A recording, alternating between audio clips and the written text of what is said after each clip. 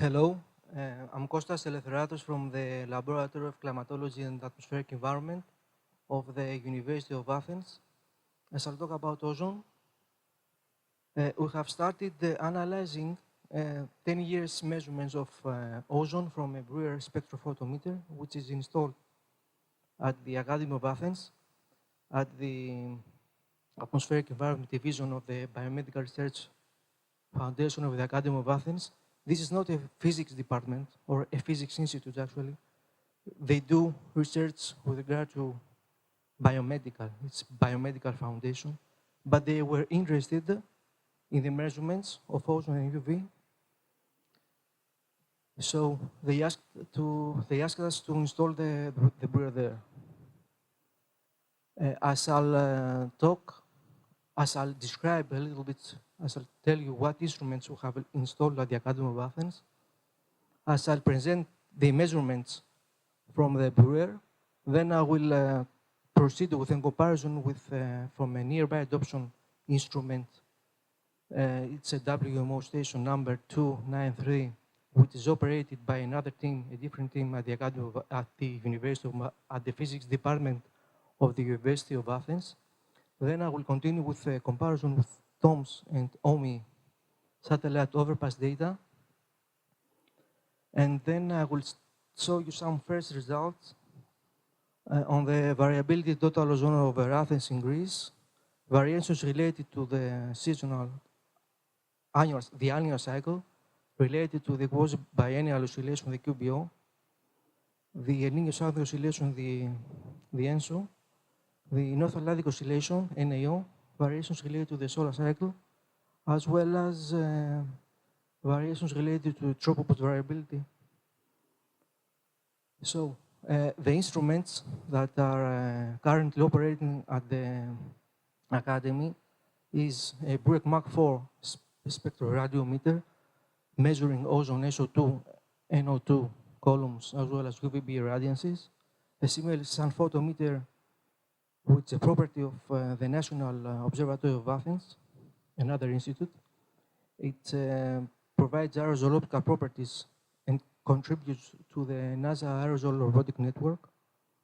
A UV multi-filter rotating Sauterband UV-MFR, again, this in collaboration with the National Observatory of Athens. It measures diffuse and global radiation and provides aerosol optical depths in the UV range. A pyranometer CM11 of Ippenzonen, which measures total shortwave irradiance. This is a site of the Hellenic Network for Solar Energy, coordinated by the Physics Department of the Aristotle University of Thessaloniki, as well as an LUV multi-filter radiometer measuring UVA, UVB irradiances and photosynthetically active radiation, which is also again a site of the Hellenic Network for Solar UV Radiation, coordinated by Thessaloniki. In this figure here, we present the daily averages of total ozone from the Brewer over Athens in the observational period 2003 until today.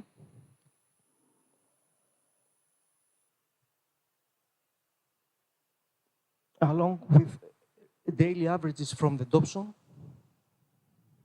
the blue curve, the ozone from OMI overpass data, and from TOMS. I will start with a comparison with the Dobson measurements. This slide here shows correlation between here. We have correlated daily averages from Brewer and daily averages from Dobson.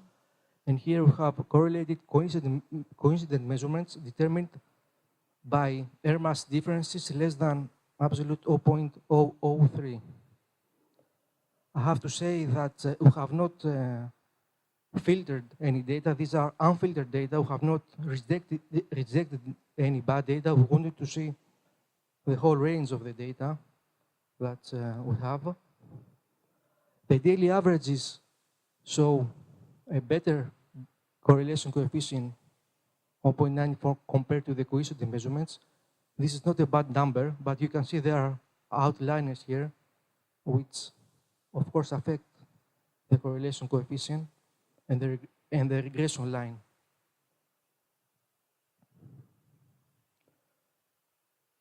The differences, the relative differences in percent of the coincident measurements calculated by Brewer minus Dobson divided by Brewer multiplied by 100 can be seen here for the various dates, and here can be seen as a function of the air mass. The statistics of the differences, the Brewer overestimates by 10 Dobson. These are, again, I say, unfiltered data. By 10 Dobson, 3%. The standard deviation is 14 Dobson. The absolute maximum difference is 82 Dobson. And the absolute minimum difference is minus 73 Dobson.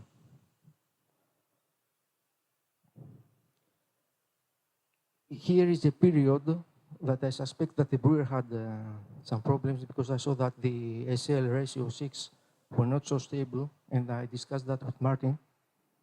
So I think I have to reprocess this data and hopefully to change this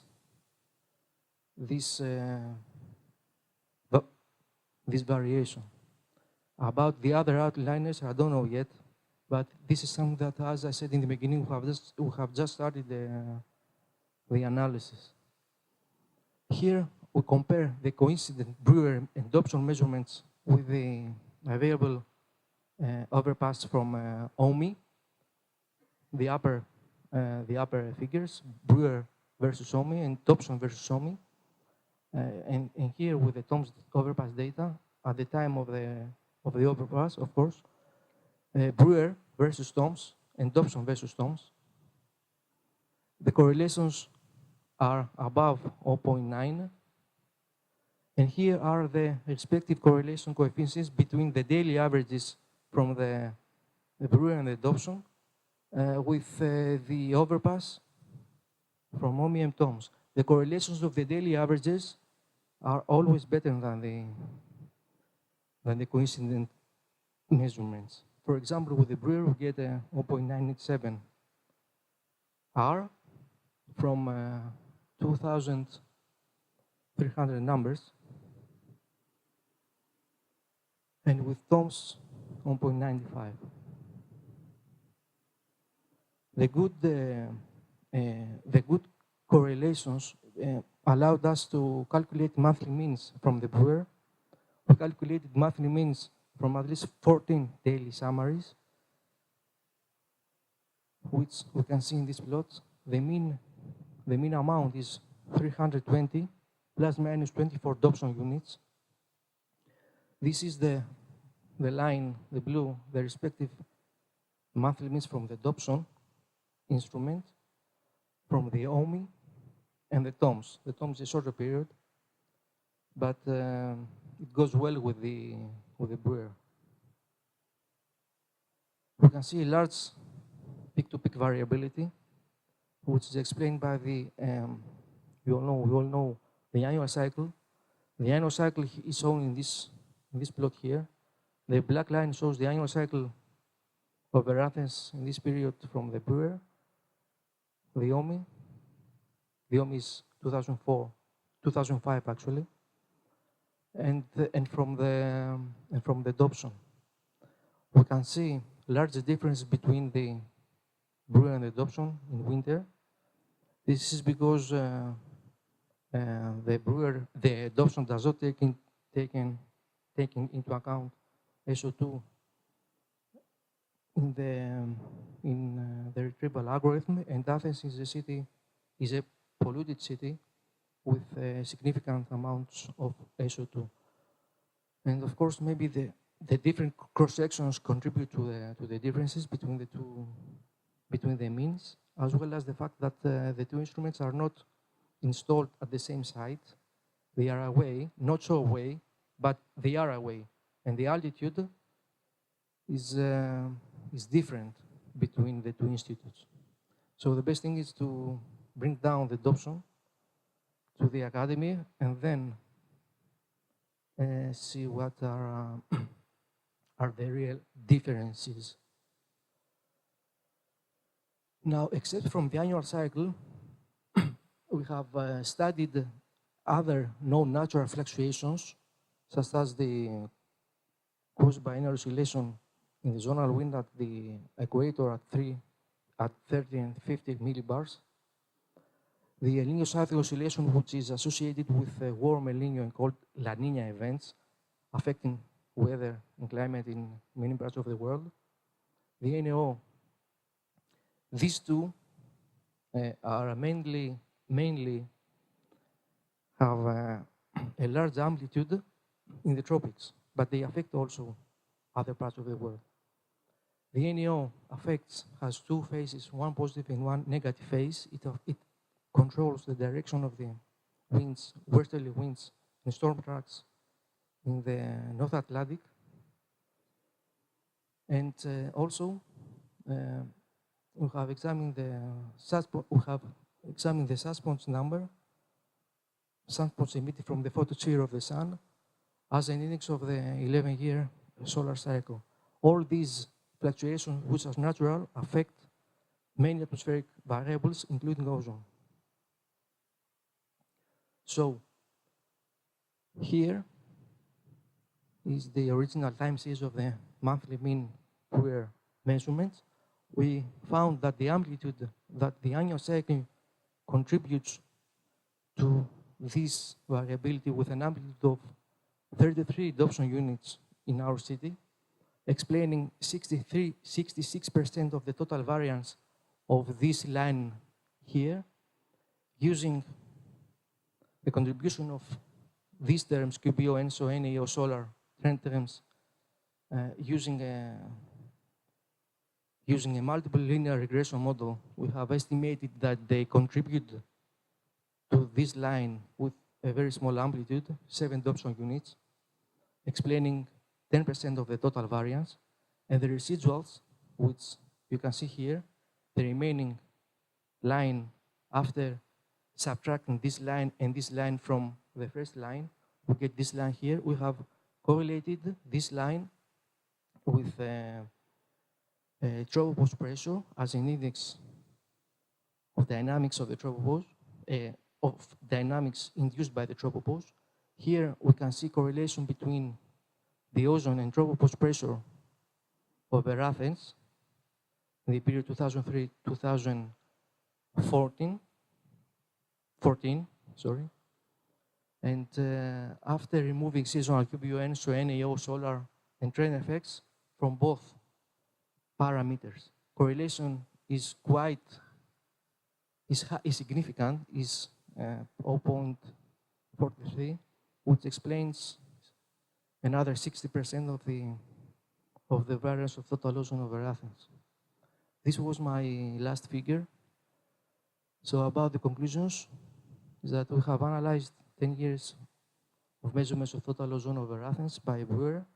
Some first results are that we found strong correlation between total ozone from Brewer, OMI, and adoption of about or more than 0.9 from unfiltered data, from all data. Seasonal variability explains 66% of the variability in total ozone. 10% is explained by natural fluctuations such as QBON, NAO, solar cycle, and trends. There is no trend actually, but it was included in the model. And correlations between total ozone and tropopause pressure variability was found to be the order of 0.4. Thank you.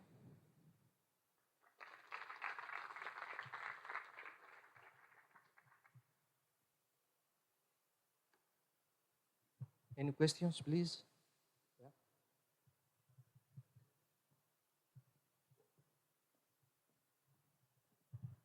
I have a question on the tropopause pressure variability. Part of the seasonal changes are also linked to changes of the tropopause pressure. So did you use for the last correlation? Part of the seasonal seasonal changes in total ozone are also linked to the seasonal changes of the tropopause. So did you use deseasonalize the tropopause pressure for the last regression or not?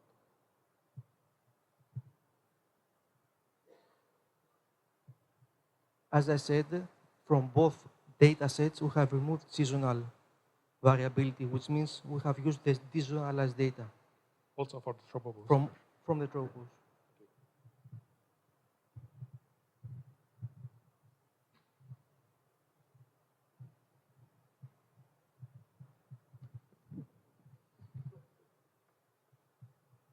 Previous, I was handled.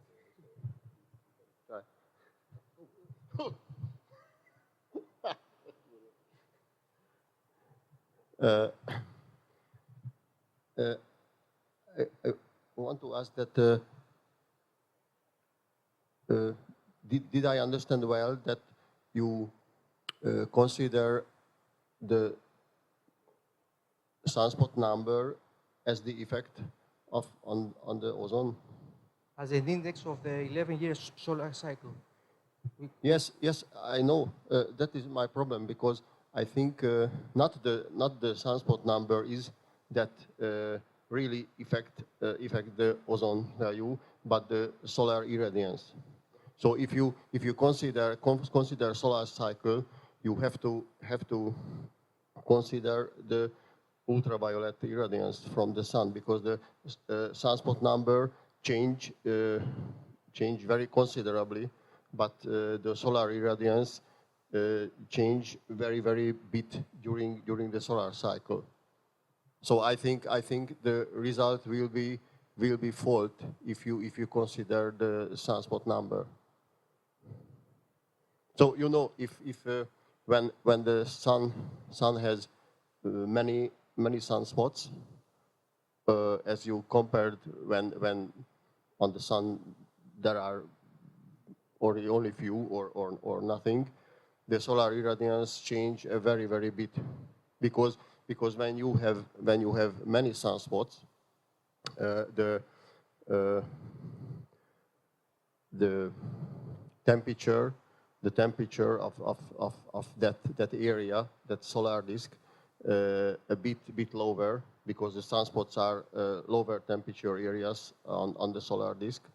But in the same time, in that period, it is very active sun.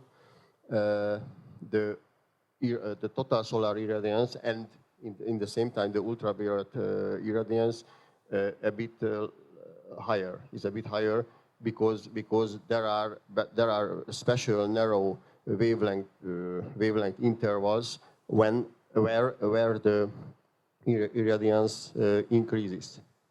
So it compensates almost about. So there is no real or very low difference between the active sun and the inactive sun, as we consider the solar irradiance. But the sunspot number change large. Thank you. I have not used the solar irradiance. We just use that index. But with this index also the effect is small. It's not large. Yes. So, but I will try to. At what wavelength do you suggest to take the solar irradiance? At which one? At which wavelength? Yeah. Just now, I don't know exactly. I cannot tell you. Coming back to this figure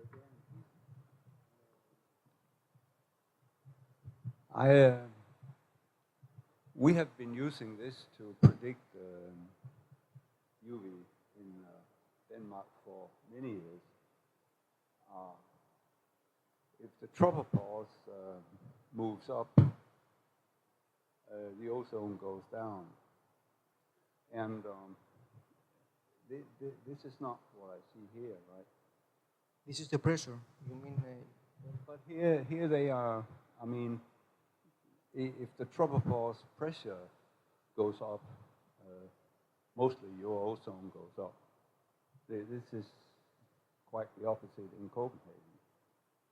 So, are you sure you haven't turned it around? Maybe I have made a mistake here. I don't know, because I did the figure yesterday, so I don't know. Maybe I have to check that. Yes. Okay. Thank you for that. The same comment for him. Like if you, in case of tropopause folding, something like that, especially with cyclogenesis, the tropopause is going down. So most of air come from stratospheric air, rich of ozone.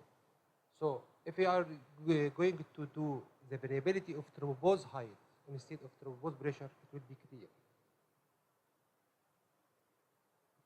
Will be bigger. Clear than Clear. that one. So it will be like he said, if the tropopause comes down, ozone will be higher. Ozone, if the tropopause come up, like to about to the 250 Maybe hectopascal, I have changed. So- I have so- made a mistake. Yeah. use the tropopause potential height for the tropopause, Okay. not the tropopause pressure.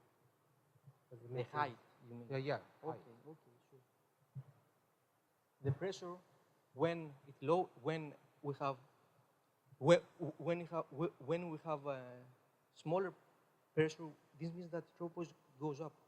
Actually, I think this is correct. The figure is not. If I had the height there, it would be right. But when the pressure drops, this means that we go to higher levels. So the tropopause, it goes up. Yeah. Okay. So yeah. Okay. So it must be correct. Okay. Thank you.